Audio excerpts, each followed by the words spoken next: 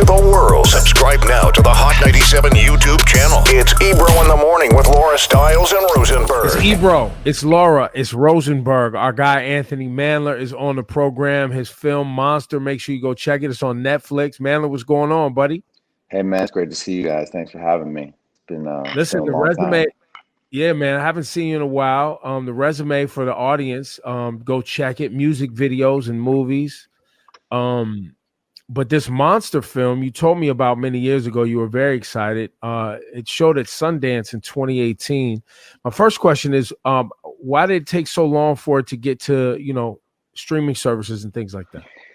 I think there's a lot of reasons. One, the world's changed immensely in the last 2 years, and the way that distributors look at films and look at their commerciality and look how big the audience is completely shifted. We sold the movie to another distributor.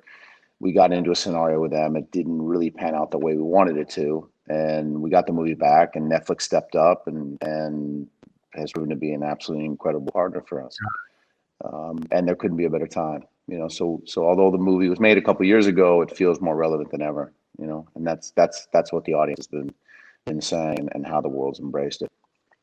Well, you were like, we talked so much about this film when you had just first completed it. And you were just like, yo, we got to talk about this because there's so many youth out here that are, wrong place, wrong time, live in a neighborhood where they're automatically getting profiled and swept up. What do they call it now? Where they give you, what they call it, enhancements. They give you enhancements, like if you're potentially affiliated with a gang now. And I know young people out here live on a block and, get in trouble because their cops are on a block and their buddy gets into something and they're giving gang enhancements or put on a gang list. This movie Monster kind of delves into that with the main character.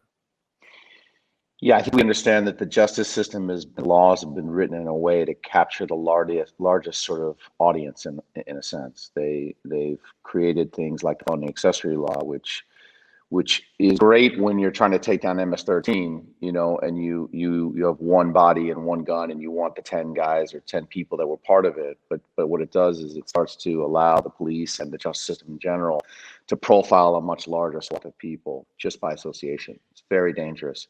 And in our court of law, we know that the laws are written on white paper and black ink, and really life is generally what's happening in between. And I think with Monster, the nuance of the grays is really where we want to be. I wanted to tell a story that was layered and more complicated than just people pointing fingers at one another and people ratting one another and people claiming they were innocent or not. I wanted to really get into the details of it, and that meant sort of taking people through it slowly. The book written by Walter J. Myers was written in '99. It still exists as one of the most important books written for youth. It's read in New York State schools, mandatory reading. And so the pedigree of what the underlying material was something that I had to build on and use with honor. It's an incredible piece of material.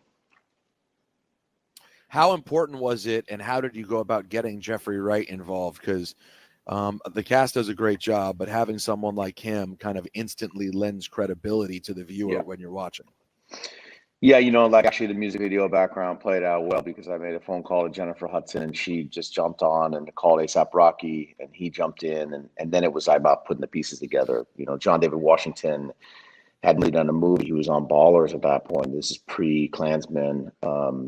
And so that was an easier process because it was new to him. So we were working towards Jeffrey, right? So Jeffrey wasn't going to jump in until he felt like the audience and the cast was there. Tanya Lee Lewis, who's one of the producers of the movie and who really sort of, and her partner Nikki Silver, who controlled the rights for 15 years, had a great relationship with Jeffrey, and they sort of teed it up and I did my thing, but he's cautious and he waits and he wants to be part of important things. And so him coming in really was a markup, it really brought our cast to another level.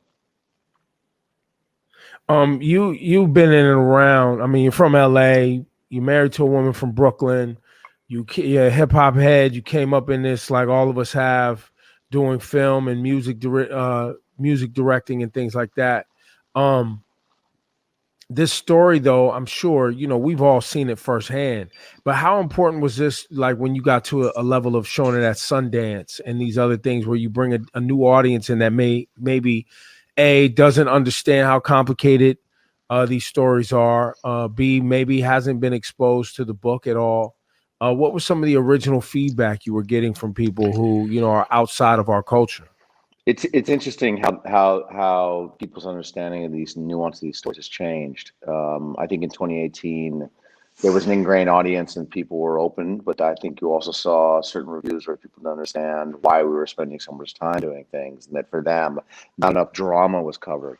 So sometimes you hear people say, not what happens in this movie. You sort of it goes backwards. I don't understand.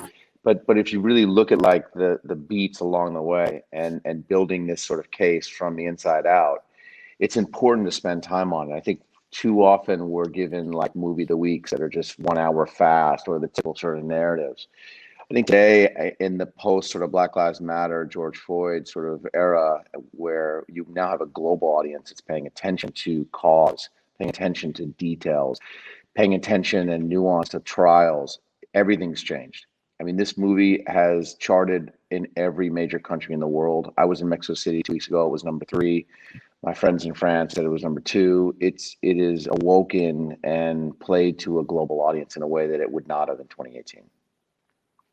And is it because of, and you're saying it's because of these other things that basically woke up mainstream society a little bit to the fact that there's a problem with how we go about finding justice or applying laws?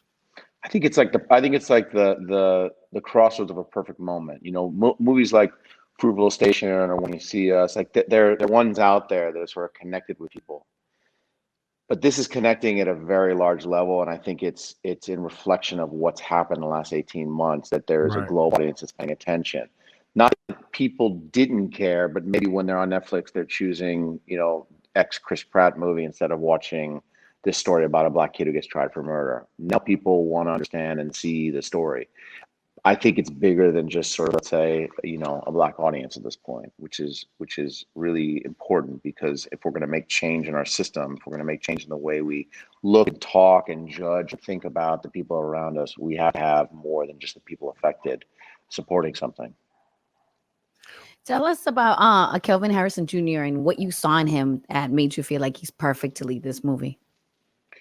Okay, so Kelvin has obviously taken on, such an incredible rise in the last 3 years, and this was his first starring film. And when I started auditioning young actors, I realized that there was not the depth that I wanted, because there's not material that helps young black actors sort of evolve, at least in 2017. We don't have a huge Broadway scene for them. There isn't a ton of independent movies made. If you were going to go to London and make a movie about a 17-year-old British kid, you'd have a line down around the corner of like high caliber actors.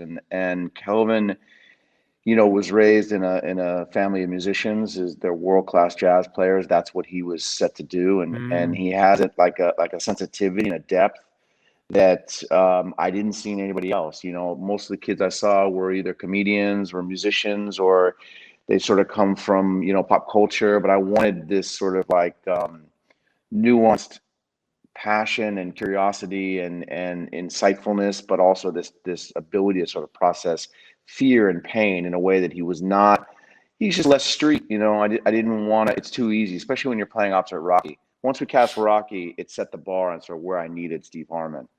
He had to sit in a perfect lane. And Kelvin is just an incredibly gifted actor. He's from the South. I brought him to New York a couple weeks early. He actually prepped with Tanya Lee Lewis's kids, Spice Kids. He spent, about a month with them, sort of with their friends, just getting the feel of what New York is like, because it's unlike anywhere else. And the way kids hold themselves and the way they sort of posture is totally different. And I'm so proud of the performance and who he's become as an actor. He is an incredibly gifted actor who is going to be around a long time.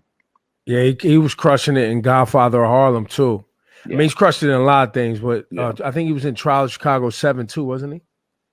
Yeah. And Godfather of Harlem. But he's promising career ahead, man, for sure. Anthony, what's on the table now, man? So the Monster got across the line. You know, you collab on a lot. Are you still in the music video game, or is it mostly focused on movies now? I mean, there's only one or two calls that bring me back in the music video game. You know which ones those are, but pretty much the last 5 years. Has that phone rang? Oh shit! I don't want to. I'm not saying nothing, but I listen. I know Ebro, by the way, just to divert for a second. Hove used to call me and say, "Get on a plane. I got to play a single for you." And I come to the studio, and there'd be 4 people in a dark corner. And it was always, and I was always like, "Why is the radio guy here? Why is Ebro here?" And then you learn very quickly on what that inner sanctum was in 2007, 8, 9, 10, and beyond. Yeah. But we have a lot of fond memories from those times and hearing those records way before they came out. I'm actually just about finished with my next film. It's called Surrounded. It's with MGM Studios. It's starring Letitia Wright and Jamie Bell and Michael K. Williams. It takes place in 1870. It's a Western loosely based on the Cathay Williams story. So it's about a woman hiding as a man in the Old West. And it tracked about 30 hours in their life during a stagecoach robbery. And it's a wild ride. And it should be out later this year. So funny enough, potentially 2 movies in the same year, but I'm right at the end of it. And it's been a crazy time. I made a movie during COVID, you know, big Hollywood studio movie during COVID. It was not easy. But I got a chance to work with Letitia Wright, and she's just another one. I mean, she's, you know, and about to step back in and to a very big movie we all know about, and what a journey she's been on, and it was a real honor. And also Michael K., who I worked with, used to do the photos for The Wire 20 years ago, and so Michael and I have been friends forever, and it was just an honor to sort of get on set with him because that's just like such a legend, you know. Yo, Anthony, it's great to see you, sir. We're looking forward to Surrounded. Make sure everybody goes and checks out Monster, which is on Netflix right now. This is our brother. He does great work, important work, and it's good to see you, man. You're leaning into the direct. You're like taking shape, like you've become a movie director too. The hat, You can see it. the glass. You know what I mean? The glass was always there.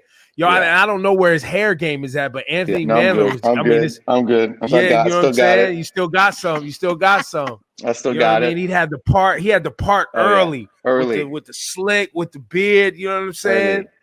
Yeah, early. I appreciate you guys. I appreciate you, bro. It's been a long time. It's always nice to connect the dots and utilize our platforms to tell more elevated stories. I you know, that was always the aspiration, even when I was, you know, run this town with Jay, Ree, and Ye and DOA and things like that. We're always about telling stories and creating characters, you know, and helping evolve artists to sort of go open doors. So this has always been the path, and I'm honored to sort of stay in the same lane and do new things, you know. Well, take care of that beautiful family too, sir. You have a beautiful Shout out family. to the We love niece. you over here, man. Thanks, man. Love to you guys as well. All right, man. Take care. Yeah. Bro. There it is. Anthony Mandler, ladies and gentlemen.